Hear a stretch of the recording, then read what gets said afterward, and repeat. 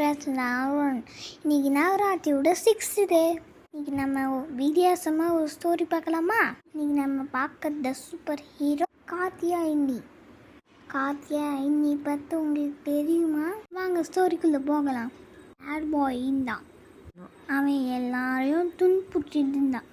அவன் பேர் மகாசூரன். அவன் யாராலையும் ஜெயிக்க முடியாது. காத்தியாயினி எப்படி பொண்ணாங்கன்னு தெரியுமா? சிவன், பிரம்மா, விஷ்ணு நீ முனிய விட்டெல்லாம் வேண்டாங்க. அப்போ என்னாச்சுன்னா சக்தியெல்லாம் ஒன்றா சேர்ந்து ஒளி ஃபார்ம் ஆச்சு.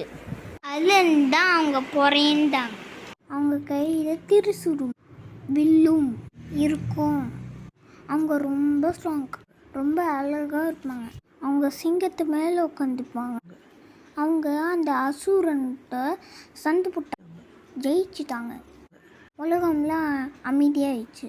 நல்லவர் எப்போவும் ஜெயிப்பாங்க, எப்போவும் தைரியமாக இருக்கும்.